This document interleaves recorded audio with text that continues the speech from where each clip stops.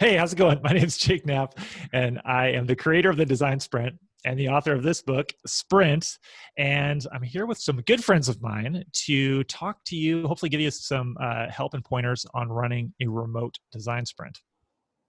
Hey everybody, John Zaratsky here. I guess I'm the co-creator of the Design Sprint. I've worked with Jake at GV, and we ran more than 150 sprints together, and also wrote this book with Jake. And so, yeah, we, as sort of the world has been changing over the last month or so, couple of months, we've been talking to so many people who want to run remote design sprints, and neither Jake nor I have a ton of experience with that specifically. Like I said, we've run a bunch of sprints in person, but not so many remotely. And so we wanted to figure out what we could do and how we could help as people are trying to take their processes and the ways that they work online. Yeah, nowadays you got to do all your work over video. You got to give yourself a haircut if you want one. Everything's changed and crazy. So the thing is, because we hadn't run so many sprints ourselves, we brought in some folks who we knew we could trust to help us in talking to lots of sprint experts and learning what people were doing to make this work. Because it turns out people have run thousands of remote design sprints. It works quite well. We just don't have the firsthand expertise. So one of the folks we brought in is Jackie Colburn, sprint facilitation expert. And we've got Jackie on the line here today. And we also brought in Steph Cruchon, who is another design sprint facilitation expert. And they're going to help us walk through how to handle a virtual whiteboard, which is one of the key things you've got to deal with in a remote sprint. You've got video, and we all know about video chat. We're doing it right now. But the virtual whiteboard is something new for many of us, certainly for me. Yeah, when we were running some of the first design sprints, I remember a lot of people we were talking to were really interested in design thinking and lots of different innovation processes and things like that. But they were often quite overwhelmed by all the possibilities, the sort of the collection of different exercises and tools that they could combine together. And so from the very beginning, when we started writing about sprints and then in the book, we wanted to be as specific as possible. And so when it came time to work with Jackie and Steph on creating this remote design sprint guide, we also wanted to be as specific as possible. We wanted to create a guide that was really like step-by-step, like do this, use this tool, set up your whiteboard this way. And so we found out that Steph he had a whiteboard template that he had been using with his clients, with sprints that he facilitates. And so we asked if he would be willing to sort of expand that and modify it and make it available for anybody to use. And he agreed. So now we've got sort of an official whiteboard template that anybody can grab and use as a starting point if you want to run your own remote design sprint. Yes, and we're super excited to share it with you today. We're actually going to have Steph walk us through the template and give a little bit of a tutorial so that those of you who are out there just getting started and want to use the template or build your own have a little bit of guidance to get you started. But Jackie, before we get into it, I feel like we didn't properly introduce you because you and I are friends, and you actually have your own company running design sprints for clients. You're in Minneapolis, which is not too far away from where I live in Milwaukee, Wisconsin, in the U.S. And you and I started working together because we got in touch about putting on a design sprint boot camp in Minneapolis, and you organized it. You found amazing people to come participate, not only in the boot camp, to learn, but also experts who could be part of kind of a panel discussion. And so when we were thinking of somebody who could help us with this project, I was really excited to work with you, and really excited that you wanted to work with us on this. So anyway, for everybody out there, Jackie is amazing, and we're very honored to have her involved in this project. So with that slightly embarrassing introduction, I've been properly introduced now. All right, should we get into it? Do we want to say more? Yeah, let's do it. So, hey everyone, I'm Steph. So I'm gonna try to share my screen, see if it works. Do you see it? Yeah, Yeah. Got Okay. it. So that's the design sprint template that we have been sharing. It exists on Mural. It exists on Miro, and yeah, we are very proud, I think, of this template. It's amazing because it's a template we have created for ourselves, for our very small agency. But now, since Jake, John, and Jackie jumped to help us, I guess we have a very, very good template with all the right copy, the right intro, the right text, the right informations, and I'm sure that you guys will be able to use it for your own sprints. So maybe let's get started. Yeah, and Steph, I think it would be great if you could start with a general overview, just kind of show the whole template first, and then we'll get into some of the specifics and talk through some of the different exercises. Yeah, sure. So basically, we run design sprint in Europe, in Switzerland, and COVID came really, really fast in here. It came like in a matter of days, and we had to really adapt our practice of the design sprints to a remote design sprint. We had been running remote sessions and sprints, but we had to really create a really good template to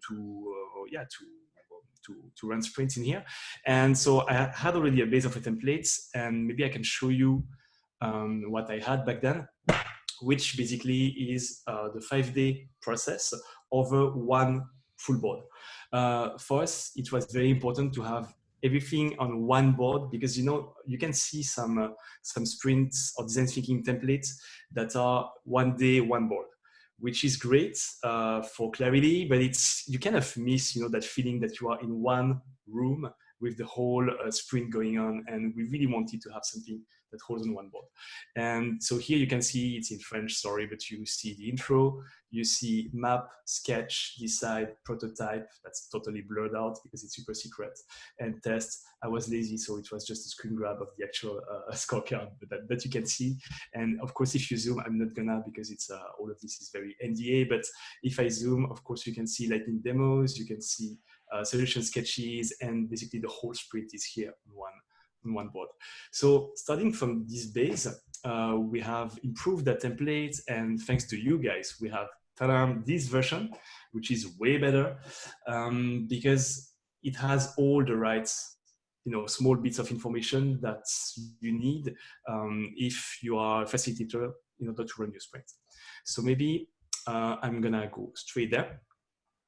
Something that's amazing about this, just to interrupt real quick, something that's amazing about having this all on one board like this is when you start off your sprint on the first day, the team is able to see what's going to happen. They can kind of see this roadmap of how everything fits together. When you zoom out, you understand how the week is going to work. And as you progress, I imagine you know right where you are because you can see the sort of progress bar.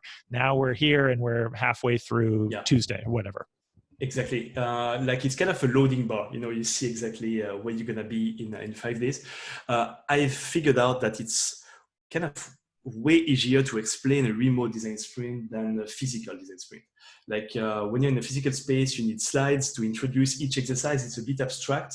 It's like you see a slide and then you need to reproduce something on the wall with actual stickies. Here you have everything already on the board and everything is ready. So maybe to start, at first, I had just design sprint and sprint challenge, and you guys changed the sprint challenge into these questions. So maybe Jake and John, could you maybe tell us a bit more about these specific points?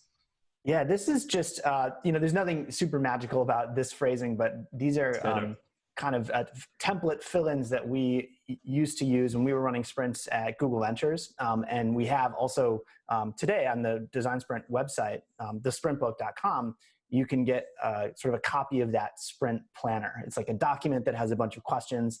And these are the questions that we use. We think it's helpful to like have a name, say like, oh yeah, the onboarding sprint or whatever.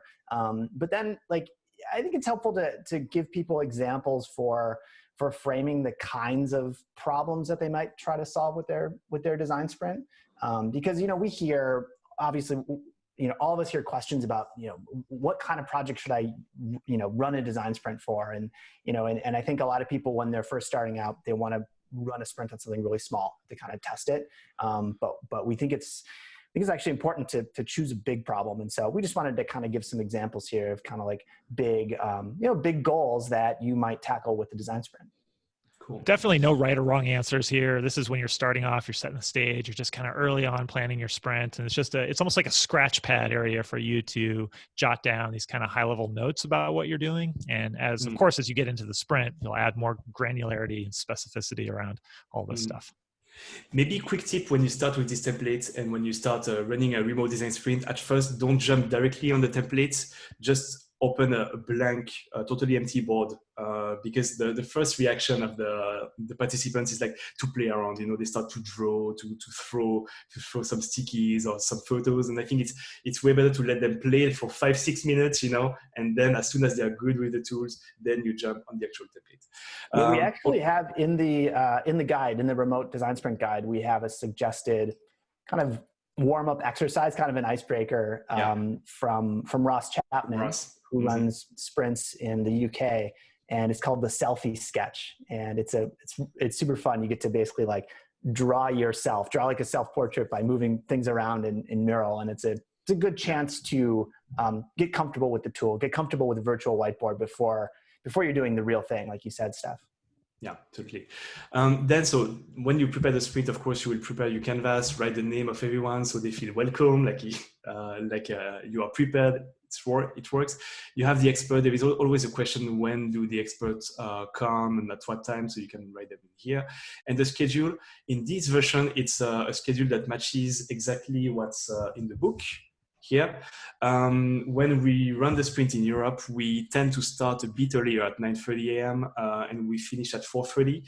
Why that is that it's probably better, people are less tired in the morning, so we try to have the big chunk of the day in the morning, and then on the afternoon, especially if people have kids at home, which is the case with COVID situation, it's better to end a bit earlier. So I would recommend 9:30 to 4:30.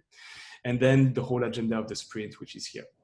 And then let's jump into map.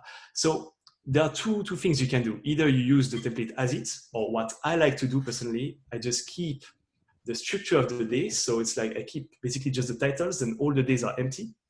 And I have a second board, which everything what's already ready, basically, it's kind of my props. And then I start with an empty board, and I will take the exercises from here, like long-term goals, sprint questions, and I will just copy this and paste on the board.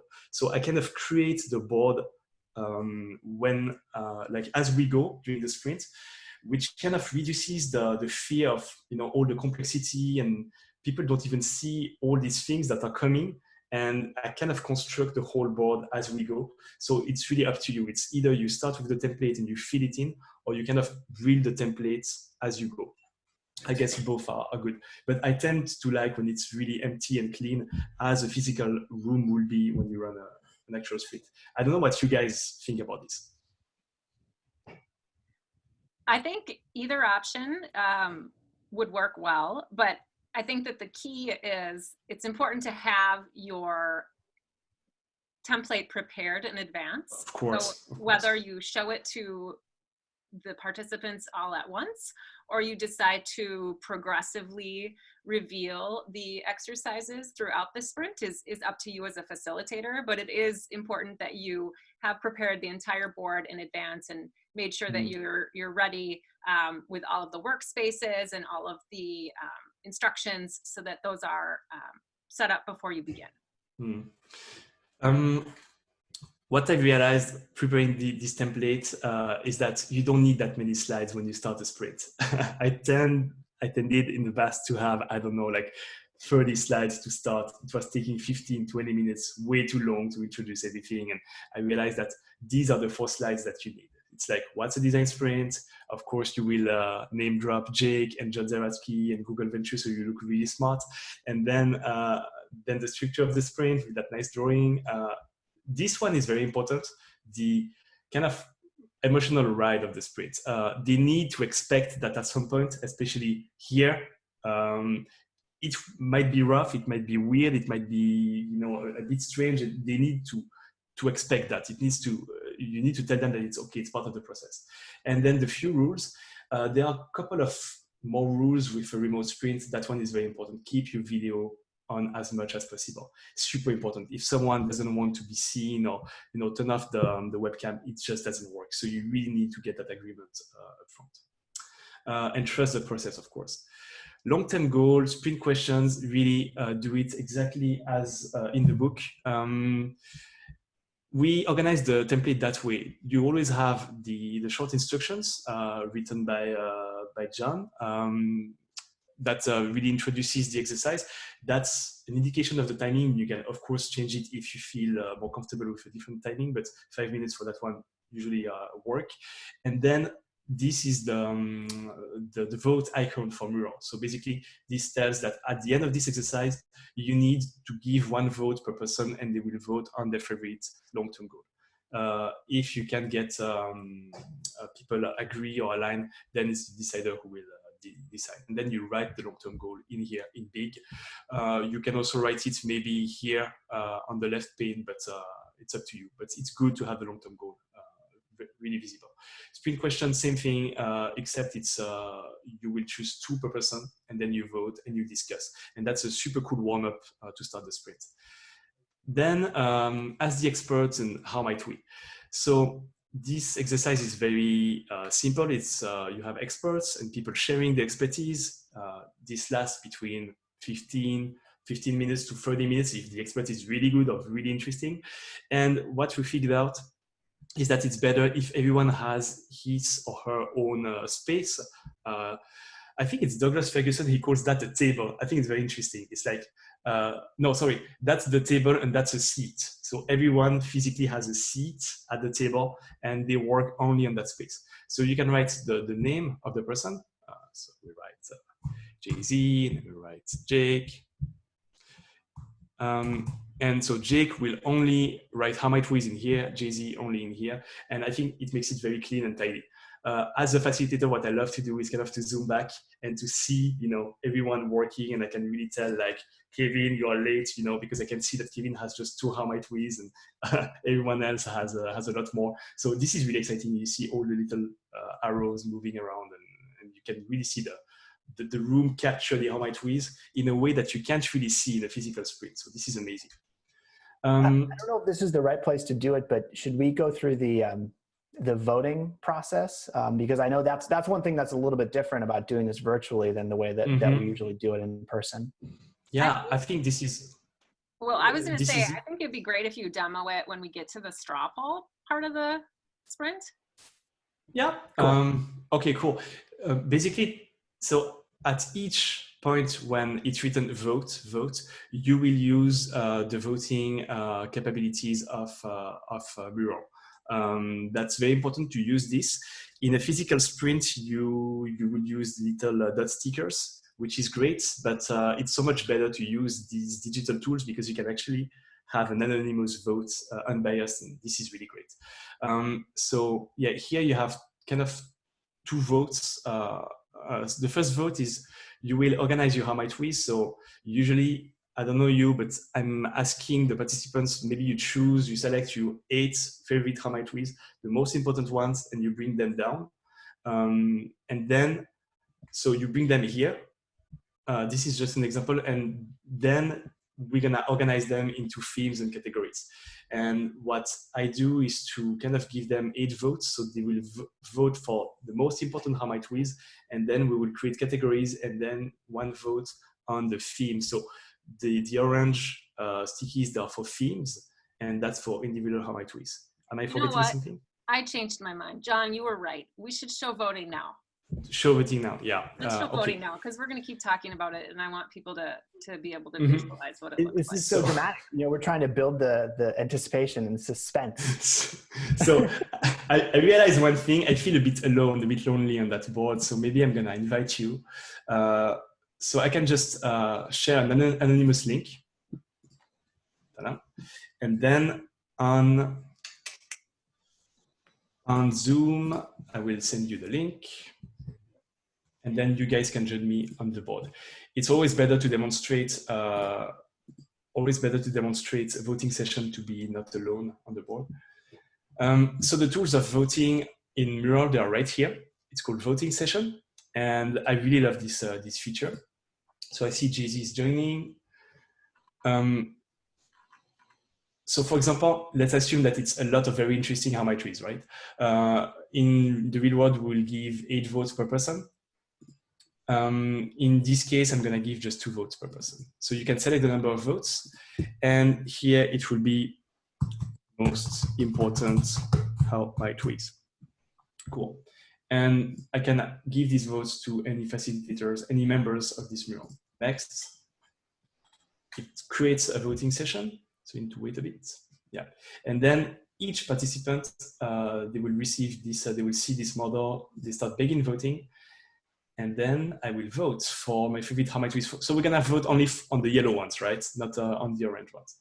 So let's assume that all of these are very interesting. I will choose this one and this one. So of course, usually it's secret votes, but since I'm sharing my screen, you can see them. Did you guys vote? I voted. I did. Perfect. So I'm gonna end the voting session right here. And this is great. I mean, this is amazing because it's totally unbiased. No one could see what Jake, Jay-Z, and Jackie were voting, but we have a result. So that one is obviously amazing, right? Because there are 2 votes, that one too.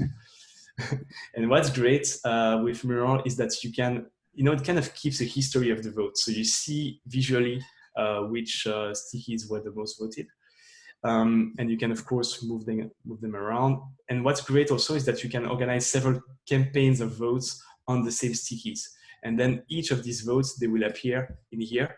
So maybe the first campaign is like red, and then it's going to be orange and purple. And then you can, it's kind of like filters. You click here and you can see, you can just toggle the votes or hide them. Here it's just 1 vote. So you see just 1. And this is really cool because it stays attached to the sticky. So that's the How My tweet. It's super cool because something that I think has come up over and over again is like, well, wouldn't it be great if you could do, totally unbiased voting? You could let people vote secretly, and it's pretty hard to do that, especially when you have lots and lots of things you're voting on in real life, and often impossible. This is a really cool feature that lets you have that magical capability. Yeah, in real life, it's not that critical for How My tweets, but it gets really important for straw poll later on in the process. So that tool is really amazing. Let's talk about mapping. Maybe Jake, you want to introduce mapping? Sure, yeah. Because here's the thing, mapping is something that I guess John and I have done hundreds of times, and we worked so hard to make the sprint books very specific and helpful and step-by-step tell you how to do things. I guess we just got used to how hard it was to make a map the way we did it, which was just kind of plowing through, trying to ask people questions and turn it into a map on the fly.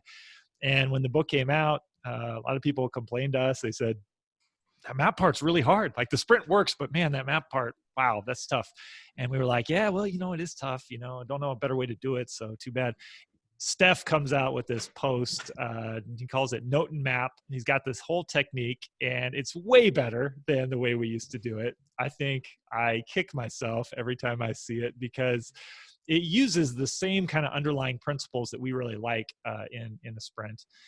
But it just sort of takes that map exercise and makes it so much more straightforward by getting the whole team working in parallel, working individually in parallel, and then bringing it together and synthesizing it. So luckily for you now, if you're watching this, you get to use the Note and Map right in your virtual whiteboard, which is going to be pretty cool. So you want to show us how that works? Yeah, sure. So yeah, basically, if you zoom in here, there is a link to that Note and Map article, so you see exactly how this works. But I mean, it's no rocket science. The idea is simply, instead of just being the whole team in front of the map and try to figure out something as a group, you will work individually. So you give each participant his or her own name. So here it will be ups. So it's locked. So of course you need to unlock the boards if you want to make it to work with it. Ooh. Okay. It's a bit laggy. So you can just unlock, yeah, and then you can change the content. And here, that will be Jake's board, and Jake is gonna work only here. And it's pretty easy. It's like about figuring out the experience of that user. So Jake maybe will take care of, here in the example, it's the same example in the book. It's like a cancer therapy, right? With doctors and patients. So Jake, maybe let's say that he's really into doctors or he knows a lot about this. So he will just map out the user that he knows the best. And in this case, it's doctor. So he would write doctor in here. And then it's like about that whole process. Maybe you can guide the team adding these labels, how the doctor will discover how all of this works, how he's going to learn more about it, how he will start using the new, how he'll start using the product or the service. It's very important that it's called an as-it experience map. So you don't try to invent how it's going to be in the future, or the better version of the map, right? It has to be the current experience. And if it's frustrating, it's even better. It means that you are into something very hard that you need to improve. So everyone's going to do that exercise individually. We give 15 minutes to do so. And then when everyone is done, so it's going to be a mix between doctors or patients, according to the team. And then if you go down, yeah, on this area, so the blue area, we're going to ask everyone to take, basically to copy the whole line, the whole timeline, bring it here on the map. And so it's basically, it's Jake's line, it's Jake's line, it's John's line, it's my line. And then we have the first bricks of the whole map. So it's basically, instead of trying to figure out the map totally out of the blue, it's just everyone creates a story, tells the story, you keep the best part, and then you have the blueprint for creating that map. And that's an example of the beginning, I would say, of a map with the patient journey, the doctor's journey. You can add some arrows. And of course, you can add some more labels. For example, it's like maybe the week. It's interesting to add an idea of timeline. Sometimes you have emotions, like is it painful? Is it a highlight? So then you can add some more axes. But the bare bones of the map, it's this. Maybe Jake, you want to add some more about the map, about picking a target? You are muted. I'm sure what you're saying right now is super interesting, Jake. So Jake is muted. He doesn't know it. I don't really know how to use any of these technology tools, to tell you the truth. So yeah, I don't have a lot to say about the map, but I will say that you get the team going together in parallel like this. I've started using Steph's technique, and it gets you going in a really nice way. Everybody's already kind of thinking about things in a map sort of way. So as you're facilitating here, you're putting things together. You're just going to find this goes a lot faster. And by the time you get to target, in a sprint in real, sort of in a real conference room all together, or in a virtual sprint, I think you're going to find that people have the shared context. You've done your expert interviews now. You've done your how might we's. You've created this map together, and it should be pretty easy for your decider to choose what the target is. What's the target customer? What's the target moment? Where's the greatest risk or opportunity for your sprint? But if you find that it's not, Steph, can you decide, like, gosh, I'm the decider, I'm stressing here, I need help with like a vote or something? Yeah. So actually, to kind of define which target you should choose, there is something really smart. This is from the book, and it's basically what you can do is to bring the most voted how might we, and you bring them on the map. And this is really amazing. You just go back to the first exercise, to the how might we. You just drag and drop the stickies, and you kind of figure out this how might we, does it come on week 1 or week 2? And as soon as you start to see more and more of these how might we's, the most voted coming, you're like, maybe there's something important to fix on week 2. So that's a good indication. And then another advice, I think it's you, Jake, who gave it to me once. It's like, if you are in this kind of situation, you have, okay, there is a big problem here, but there is a big problem here as well. You should always choose the problem that comes first, right? Because if you can fix that one, there is no way you can even reach this one. So I think it's very important to always focus on what comes first, if it's critical and important. Am I right? Yeah, when in doubt, John and I found it's often helpful to encourage deciders, if they weren't sure, to consider looking to the left of the map, because you can often prototype something smaller there that implies a lot about how a complex system works downstream, and not have to figure all of it out at once, but learn a lot about a lot of surface area with one small prototype. Potentially also test the moment when your customers really like considering buying the new service or product, when they're learning about it for the first time, and really making this first judgment about what is this thing, how does it fit, which is crucial for the kinds of big projects people tend to do design sprints on. The bottom line about the map, it doesn't need to be overcomplicated with, you see sometimes these service blueprints and it looks scary, like with millions of stickies, and it doesn't need the simplest, the map is the best it is. Really, it's really about finding the target, and then you're gonna have what you need to move forward for the sprint. Day 2, sketch. It's my favorite day personally. I love it, and you can really do it pretty much as it than in a classical sprint.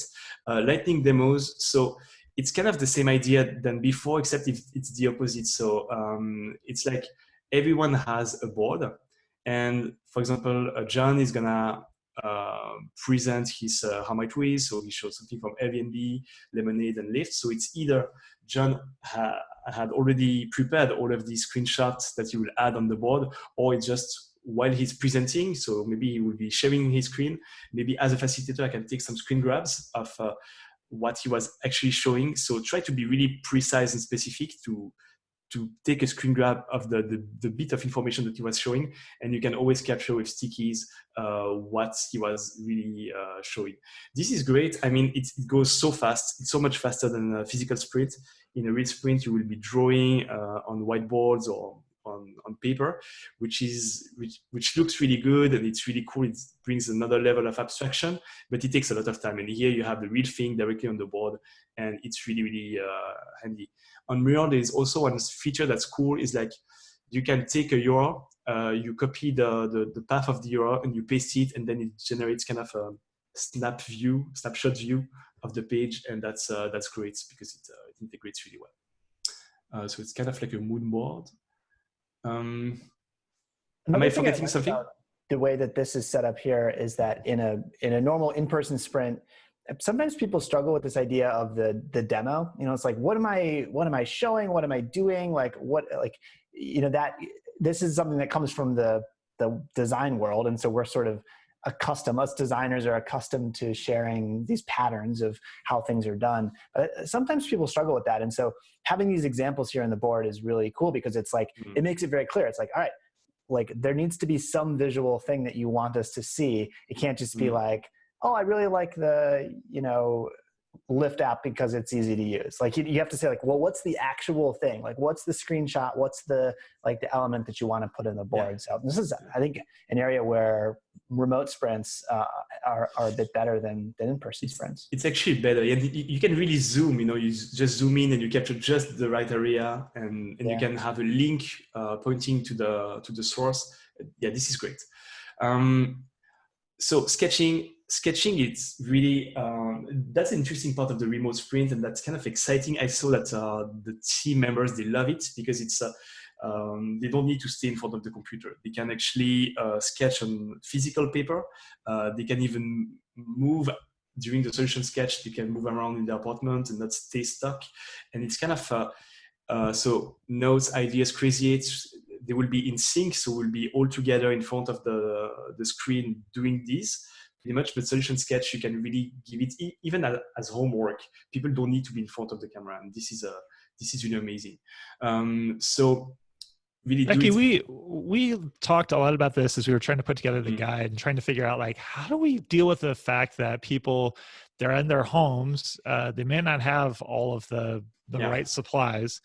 And, maybe in a real design sprint, I guess this is a real design sprint too, but an in-person design sprint, I'm going to be able as a facilitator to go to the store and get all the stuff we need and make sure it's there on day one. But I can't do that now, especially if we're in quarantine. There's no way, right? So how do you handle that? Well, I think that we're in a very unique situation right now. People actually cannot leave their homes in some cases. Hopefully that won't always be the case. Hopefully that won't always be the case.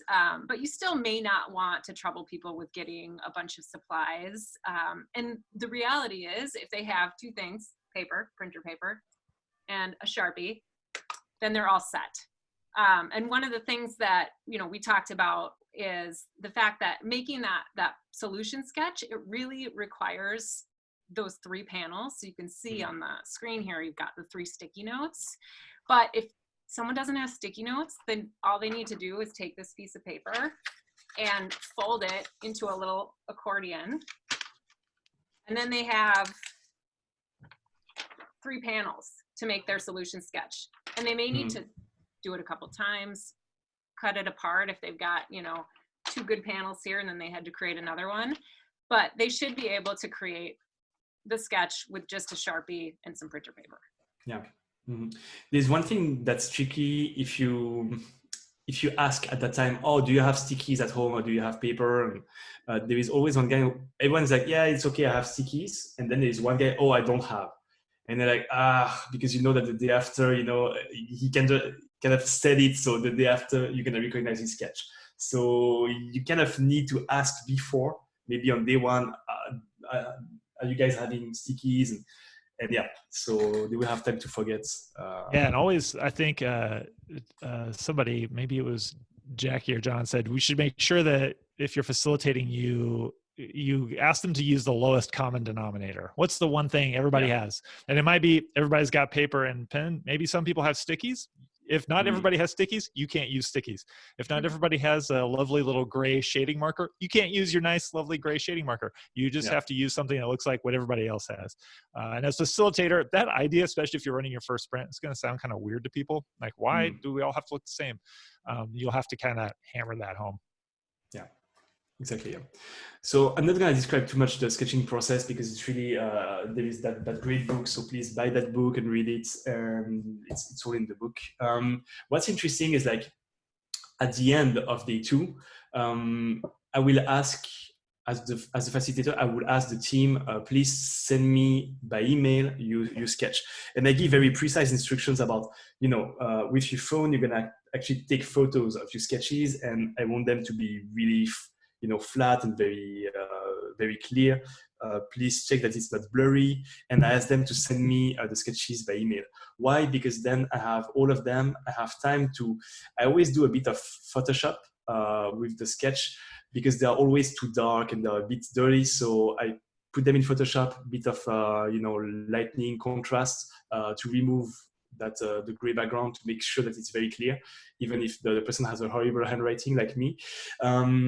And then as soon as I have this, I will always edit also the weight of the image, because if you copy paste an image, a photo that's 15 megabytes on the board, quite fast, it gets very laggy. So it's better if you can kind of optimize the weight of these images to 300 kilobytes or whatever. And then you have something that's very fluid for the rest of the sprint. So do you ever, like if you see any great ideas in a sketch, do you ever like copy it and move it over to your sketch or anything like that? Yeah, that's actually interesting because it totally changes the dynamic. Being facilitator in a remote sprint or in an in-person sprint, in a physical sprint, I will never look at the other sketches. So yeah. I really wait for the 3 to discover them. But on remote ones, of course, since I do that editing, I read the sketches, and sometimes I'm like, damn, it's a better idea than mine. Yeah. Well, and we sometimes we say when we're teaching people how to run design sprints, at our events, sometimes we'll say that the facilitator should be really thinking about the process, not the content, right? So, it's really hard to do both. It's hard to be making a sketch and kind of be thinking about the problem, but also running the process. And I think that when you're running a remote sprint, it's really all about the process, because there's details like what you just mentioned, how you're seeing things in a different way, but there's also just so much extra stuff you have to pay attention to, all the extra little things you need to do as a facilitator. So it's a somewhat different relationship than when you're in person. True. Well, and I also believe that to remain completely unbiased, You should not be trying to solve the problem as a facilitator, because otherwise you're going to just want to, vote for your own idea over and over again. Right? That's true. I totally agree. That's what I do. I mean, I love to sketch personally. So I will bring some ideas, but it's not really ideas. It's more challenges. I will bring the risky ideas. You see, I will always try to bring something very risky, very, kind of to push as far as I can, because I want to see the reaction and to see if they consider this kind of ideas. So it's kind of providing an example of something. If people are struggling, with a step, you can do a sort of a simple example. Exactly. Yeah. What's up with these green dots? So sure. Here? So the whole idea, there are some green dots. So each board, so that will be my idea, my sketch, then Jake's, then Jay-Z, then Jackie. So each person, it's anonymous, so you won't write the name of the person on the board. You will stick the solution sketches, so it can be 1, 2, 3 boards in here, and each of them there are some green dots. The number of dots is not really important. You can duplicate them, you can add some more, but the dots, it's really to vote on what you think are good ideas. So there are different ways of doing it. The way I do it, I don't know how you guys do it, but the way we do it is like, if I love the whole idea, I will add a green dot in here.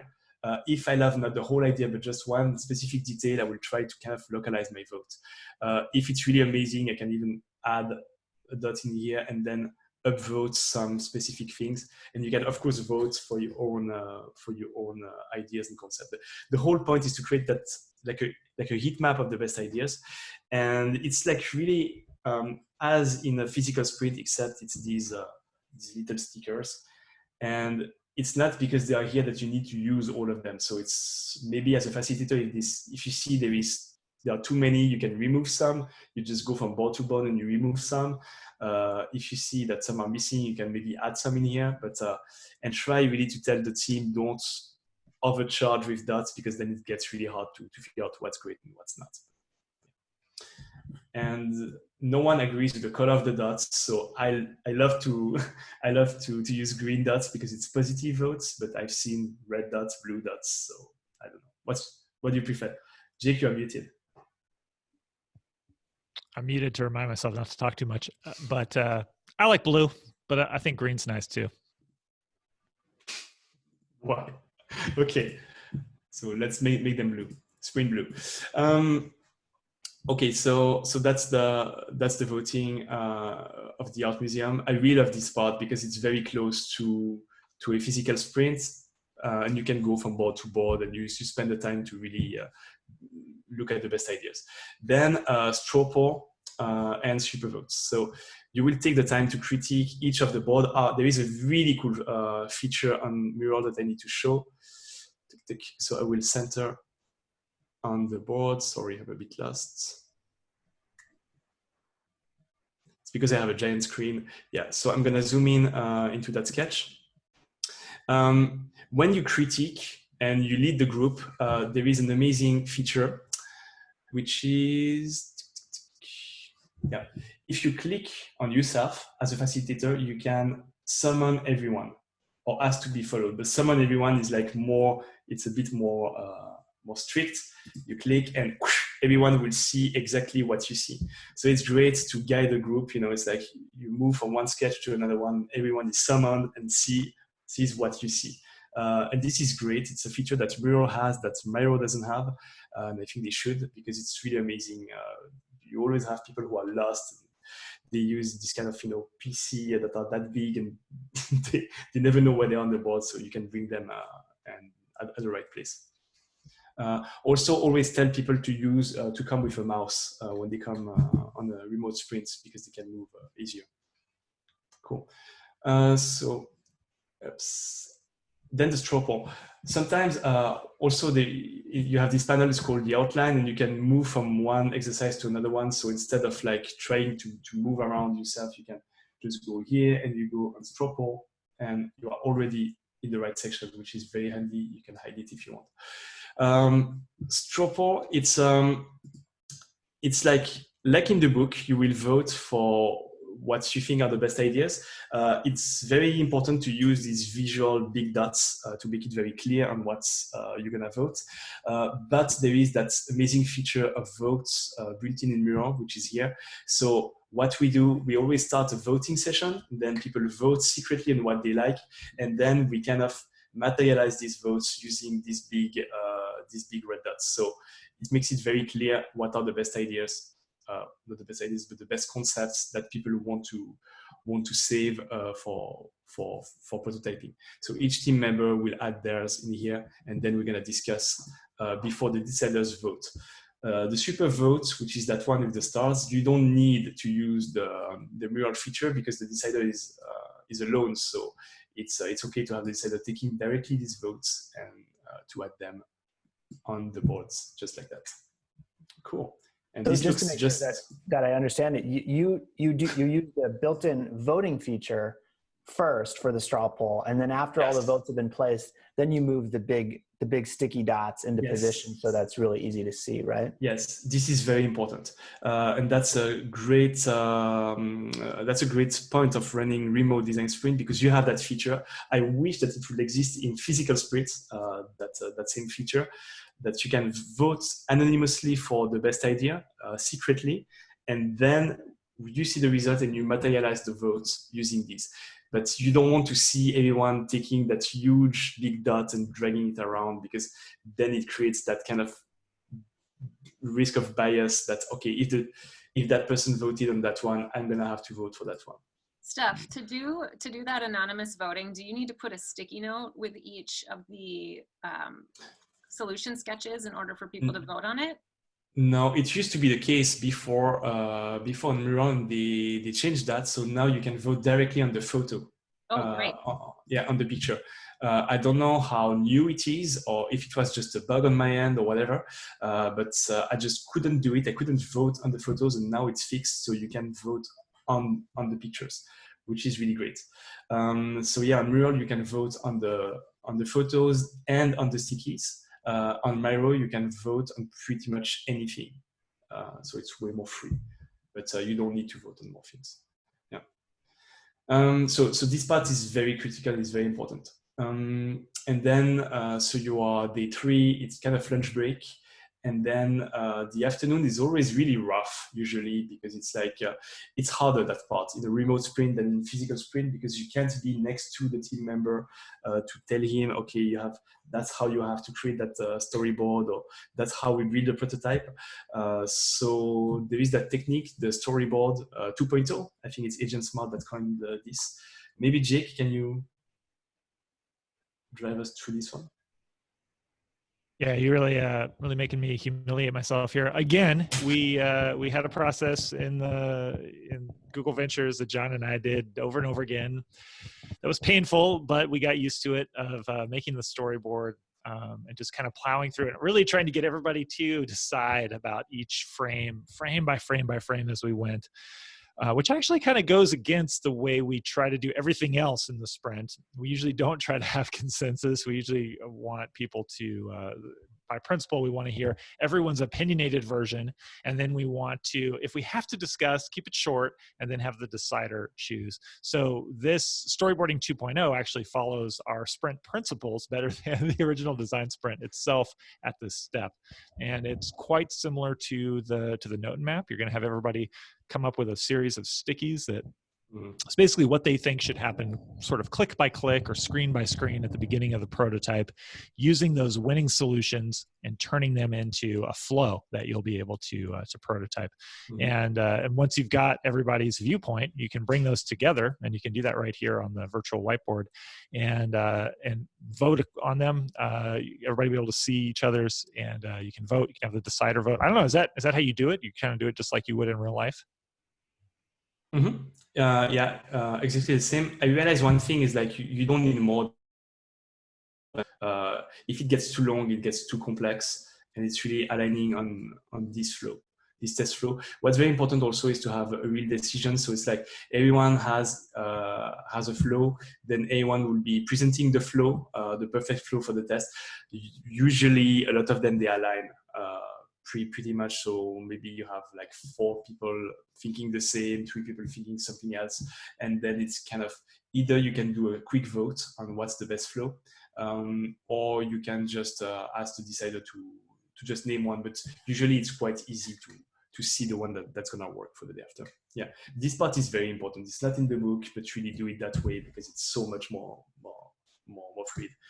And at this point, it can really be it can be really hard, especially in a remote setting. But there is an amazing feature of Zoom. It's in the sprint guide. It's called Breakout Room, and it's hidden. So at first, when you open Zoom, you don't see that feature, and you need to activate it somewhere in the settings. It's called Breakout Rooms, and then you have a button appearing down in your Zoom, and you can create some kind of separate rooms. So what we do when we attack storyboarding is like, okay, so this part, we're gonna maybe break the test in 2 or 3 groups. So group 1, they will take care of this part of the prototype. Group 2, this part, and group 3, this part. And then we split the rooms. We create maybe 3 rooms, and we can assign people to different rooms. So, which is great because as a facilitator slash teacher, I can jump from one room to another one and to really help the teams. And it's so much better to have, just groups of 2 or 3 people working on one part of the storyboard than having the whole group trying to figure out the whole flow, because this takes forever. So what we try to do also is I think in the sprint guide, it's the software that's recommended is Figma, and we love Figma, and we already opened Figma at this point. So we create a Figma document, create several boards for each part of the team, and they already kind of start not really prototyping, but can call that wireframing, to just paste some text, create some basic buttons, or they already start, it's really ugly, but it doesn't matter. They already start building the foundations of the prototype. And then we have everything we need on day 3. So basically on the remote design sprint, we are faster in the software than what we will be on the physical sprint, where everything is made on paper. But it's a huge help, and it's streamlines the day 4. So you're saying that the storyboard is a kind of a wireframe in Figma. Instead of trying to draw it in Mural, you're going to draw it in Figma already? Yeah, it depends. I think it's good. Like I always like to have that grid. So yeah, maybe some group, they are comfortable with that, and they will kind of start with a mood board. I mean, if your prototype is going to be a slide deck or it's going to be a video, maybe it's better to use that. If it's an app, maybe you could directly go in Figma at this point and start wireframing. It seems like the key here, because we've got a blurry line between storyboarding and prototyping when everything is on screen. The key is that the storyboard's there to help you decide about all the screens that need to exist and how they connect before you do the work of prototyping. So just make sure, if you are using a prototyping tool, whatever that might be, whether it's Figma or Keynote or PowerPoint, whatever, make sure that you do that at a zoomed out view during the storyboard step, and that you have a whole storyboard that is high level. You haven't done a lot of work and committed to anything until you see how everything zoomed out kind of looks. That's probably the key. There's one thing that's important. I think it's 1 hour. People are tired, they are drained at this time of the sprint, and it's great that you really set 1 hour time frame when they come up with their part of the storyboard, and don't drain the battery. Don't let them work 2-3 hours in that, because they're gonna get dead and tired, and you have a full day on first day to actually figure out the whole storyboard, so the whole prototype. So I wouldn't spend too much of time on this, and we try to end day 3 at 4 to 4:30 p.m. not after, otherwise people are really getting tired. Prototype, day 4. At first, I had some things already in there, but I love that you guys kind of cleaned it, because it feels okay. To a designer, it feels maybe a bit empty, that part of the template, but it's exactly what this is. It's a space where you can create any type of prototype. and maybe you're not gonna be using even the mirror at this point because you're gonna be maybe on Keynote, on Figma, in the software, you're gonna be creating something physical, whatever. It doesn't really matter. But what I love to do, it's the case for this sprint. We didn't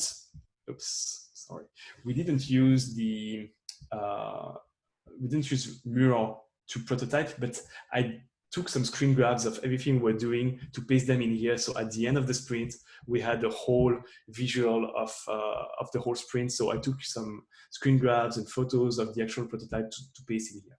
So I think this is cool to have the whole view.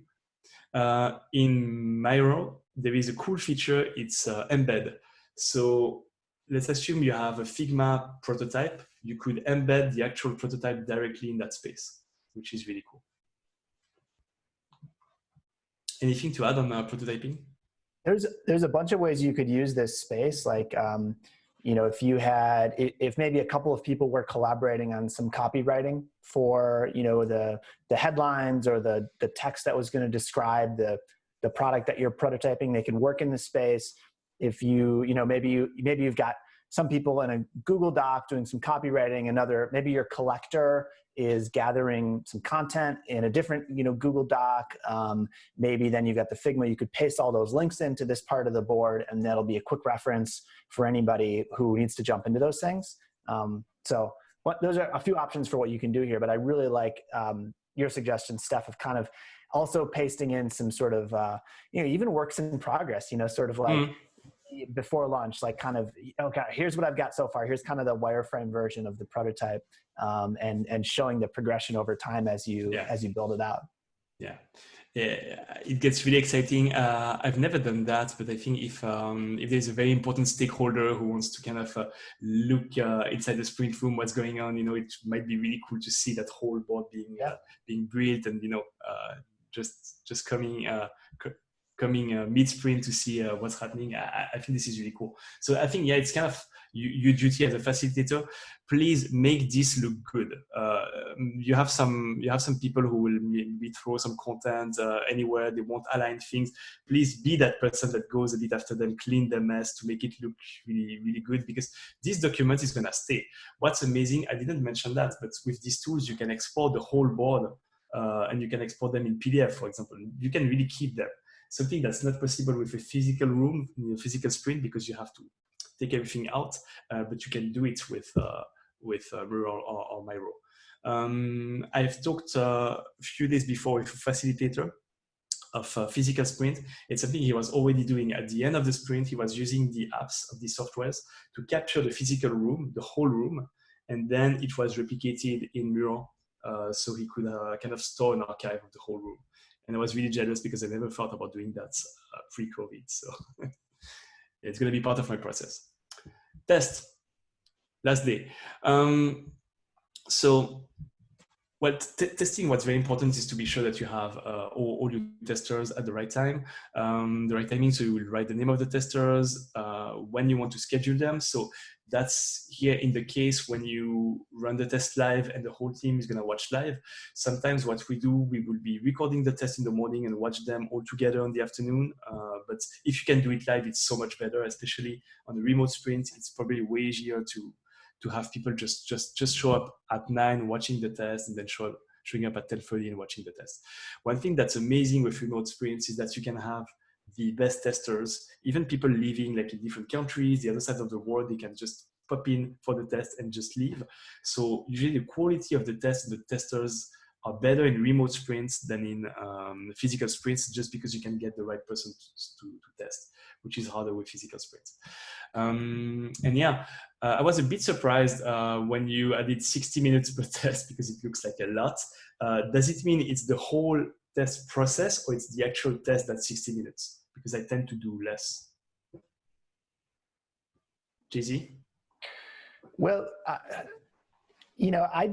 I have not experimented a ton with this. I will say that when Jake and I were at Google Ventures and we were running sprints with Michael Margolis, who is still there at GV, the customer researcher, they were always an hour, even when they were done remotely. Mm-hmm. But that does include, that includes like if it's at 9 a.m., 9 a.m. is when the person is first like opening their computer and like signing in. So, it takes a few minutes to get set up, and then an important part of the interview process is to make people feel really welcome and kind of chat with them for a bit, and then go through the prototype, and then at the end kind of wind things down. So it's not like you're grilling them about the prototype for 60 minutes, but that was always the default way that we did it. And I guess I felt like the purpose of Friday's test is to get a different kind of data than what you can get running live experiments. It's to get this really rich qualitative data. And so I feel like I always assumed it was important for them to be long enough. But I don't know. I mean, I know that a lot of people run shorter tests, so I'm curious about what the rest of you think. I always plan for an hour. Yeah. Okay. Put you off there, Jake.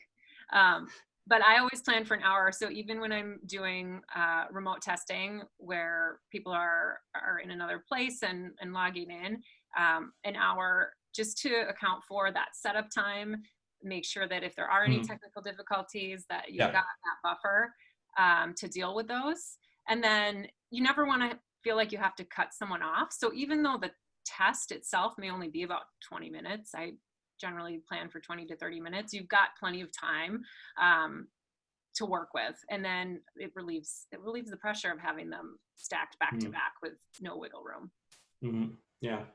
And technical difficulties, just to underline what Jackie said, that's something that we saw over and over again when we were running tests over video, and it comes through. Amr Khalifa from AJ and Smart outlined, we have this remote sprint guide now that's the fruit of all the labor of all these experts and Jackie compiling it all.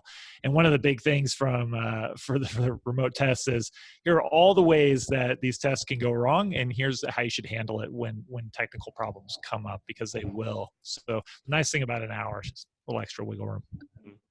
Cool. Yeah. So one thing we love to do too is kind of to when we hire our testers, we always check their LinkedIn profiles or Facebook profiles or who they are. So maybe it's something you can do. You can just take the LinkedIn URL of the person, copy, paste, and then you will have a super nice card, kind of snapshot of the person. And it's nice to have also the faces of the testers in here. Can be really useful. You can also take some screen grabs during the test and that you paste here. But I think it's cool to have a visual memory of who are the testers. And then, how do you take notes during the test? So there are really two ways. So there is the way that's in the book, which quite fast in the physical sprint. It's a lot of stickies, on the wall. It's kind of a mess. And there is Douglas Ferguson who created that design sprint scorecard that's really, really handy. For physical sprints, but for remote sprints, of course, as well. So that's a Google Doc. What I really love with the scorecard is like each participant that's watching has his own tab, so you don't see what other people are actually noting, commenting, which is really cool. And then there is that other way, which is closer to what's in the book, which is the simple grid and you kind of write your questions in here. And each participant will actually take one sticky. So a dark one if it's a big fail, a green one if it worked perfectly. And for each question, each customer, then you will kind of color code. And what's great is that each participant, they add comments on what worked, what didn't work, because that's how you learn the most. Maybe JZ, do you want to tell a few words about the term customer, because I was a bit surprised, versus tester? Yeah, this isn't a terribly deep bit of philosophy, but at least in the US, the word customer implies sort of a seriousness and a respect. There's kind of this idea that you should serve your customer, and that you should try to create things that are valuable to your customer, that will help them solve problems that they have.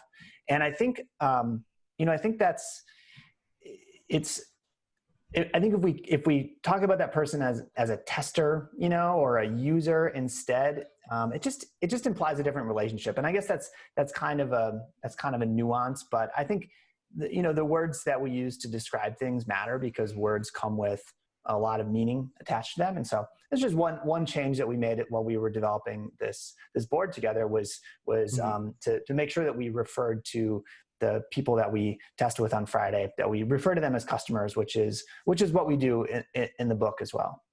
Another small thing about customer that's nice is that as you're recruiting, if you're thinking of these as being 5 customers, it reminds people we really need to make sure we're selecting the kinds of people who will be our customers. Whereas a tester could be kind of anybody. It could be like a crash test dummy even.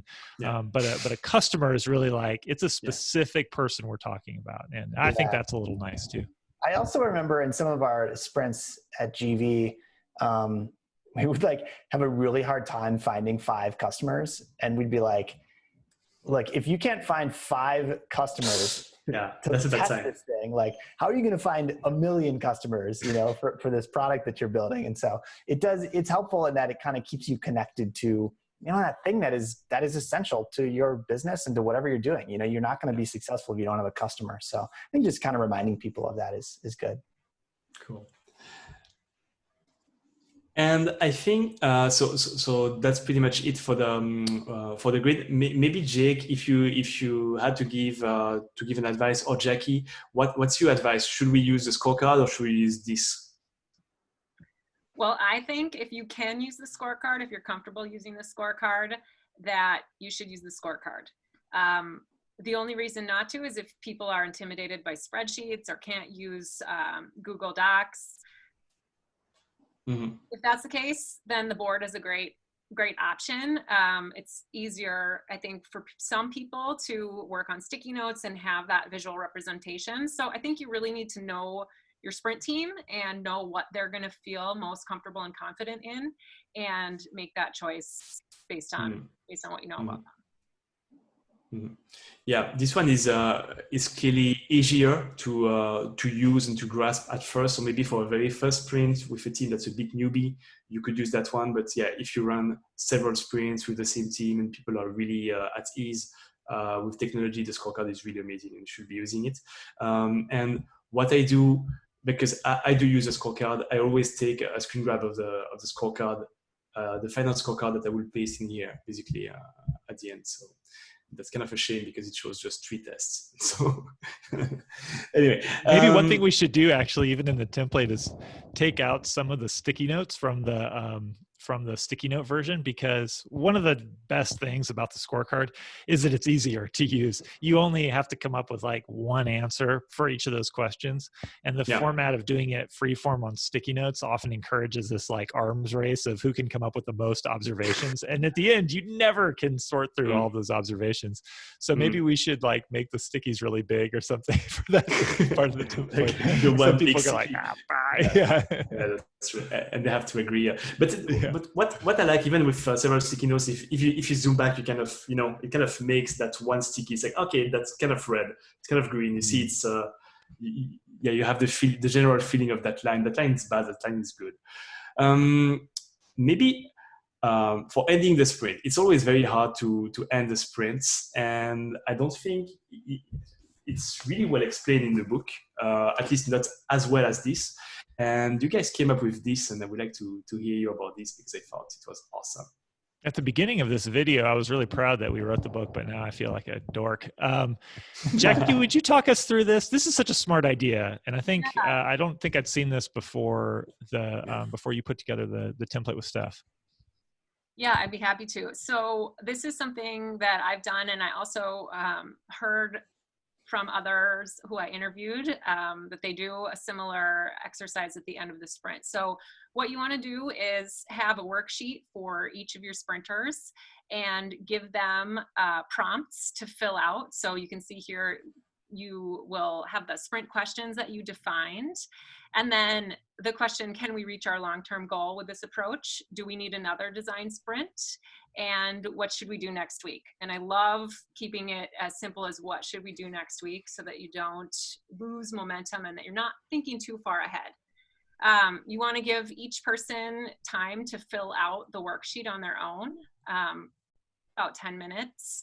and then have everybody share the worksheet back with the group. So you'll set a time timer and give each person an opportunity to share their responses with the group. And something that was recommended by, I think it was Marin, was to record the presentations so that you've got that as a record to refer back to when you are deciding what to do after the sprint. These are a great set of questions, and it's very similar to the conversations John and I used to have with the founders or the deciders or sometimes the whole team after the sprint was over, and trying to figure out, okay, how do we take the results of this and move it into literally what happens next week? So I love this set of questions because it formalizes that. It makes it this kind of capstone that you do at the end of the sprint process. And it's a nice thing if you're starting off running the sprint, you're showing people this blank template. If you like, you can zoom in on that bottom corner at the beginning and tell them, here's where we'll be at the end. We will know what we're doing next week. We'll have clarity about these key questions, and such a nice way to kind of cap off the whole process. Cool. I think that's it. All right. Well, why don't you, Steph, stop sharing, and we'll go back to John and Jake for just a little bit of wrap up. All right. Well, that's it. It's wrapped up. Yeah. I mean, yeah, it's so cool to see it. So Steph, Jackie, thank you so much for figuring all this stuff out, putting it all together for us. And if you're watching this and you're thinking, man, I'm running my first remote sprint, I'm a little freaked out. That's totally normal feeling to be freaked out before any kind of sprint. We want to reassure you, lots of people have run remote sprints. It works. This template gives you this like booster rocket of what all the experience that Steph, Jackie, all these other folks we talk to have. It's all kind of integrated into that template. And remember that you do have to do a few extra things, extra preparation. You got to make some tweaks throughout the process as you go. Some of the things that we just talked about, more that you can find in our guide at thesprintbook.com. But the key is it's doable, and there are some real advantages to remote sprints. At the end of the sprint, you're going to have this nice package. That's just one of the many things that actually work better in a remote sprint. So good luck to you. And we probably should say that this whole thing is kind of meant to be a beta version. So yeah. If you try the template and you find some ideas for improvement, you find another thing that we screwed up in the book and then didn't explain clearly, you come up with a better way to do it, then you should let us know, because we want to make this as useful as possible. So we definitely want to continue to learn from all the folks out there who are running remote design sprints. Yeah, and I will add that in the remote sprint guide, there's a link to a spreadsheet that's got some other templates that we found. And, we'd love to see your templates. So if you create a version that you think works really well, please just put a comment in that document, share it back with us. The goal is to really learn from one another and continue to improve, as we all have to work remote more. And we'll probably continue to do so even when we don't have to. Yeah. Yeah, we might not even know how to get back to the office by the time this is over. I mean, I'm probably going to be wearing these slippers for the rest of my life. The slipper industry is booming. Oh man, That's true. Thank you all. Thanks everyone. Thank you again. Thank you so much. It was amazing to go through that journey with you, and thank you for your time to write all the small notes, the comments. This is super valuable for a sprint master to have you guys following up the building of that template. And thanks for having me. And bye sprint. Bye sprint. Bye everyone. Bye sprint. Bye.